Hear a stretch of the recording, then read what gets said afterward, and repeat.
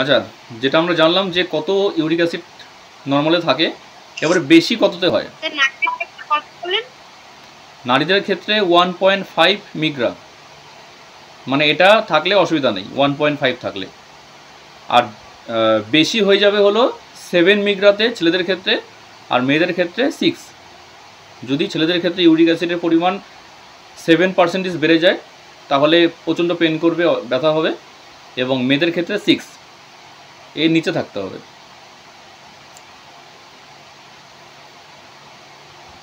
এর পরের পয়েন্ট লিখবো আমরা ইউরিক অ্যাসিডের কারণ, মানে ইউরিক অ্যাসিড কী কী কারণে হয়ে থাকে। 1 নম্বরে আছে হলো উচ্চ রক্তচাপ, মানে হাই প্রেশার। সেকেন্ডে আছে হলো ডায়াবেটিস,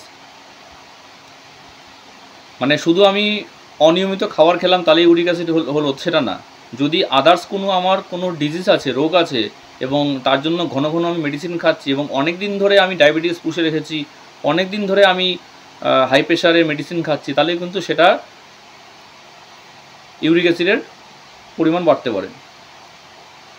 এবং থার্ডে হলো মদ্যপান, অর্থাৎ ড্রিঙ্কস করা, এবং কিছু প্রেসক্রাইব ছাড়া মেডিসিন খাওয়া, মানে জ্বর হয়েছে বলে মেডিসিন নিয়ে আসলাম, দাঁতে ব্যথা বলে নিয়ে আসলাম, যেগুলো অথেন্টিক না, যেগুলো নাকি আমরা নিজে থেকে ডিসিশন নিয়ে ডাক্তারের কাছ থেকে মেডিসিন নিয়ে আসছি, যেগুলো জেনারেলি নর্মাল ডাক্তার প্রেসক্রাইব করছে না, তো সেগুলো যদি লং টাইমের জন্য খাওয়া হয় তাহলে যেমন কিডনি খারাপ হতে পারে, এবং সেই জন্য ইউরিক অ্যাসিডের পার্সেন্টেজ বাড়তে পারে, কারণ ওই মেডিসিনটার মধ্যে এমন কিছু আছে যেটা আমাদের শরীরে টক্সিন জমতে জমতে সেটা পার্সেন্টেজটা বাড়িয়ে দিবে।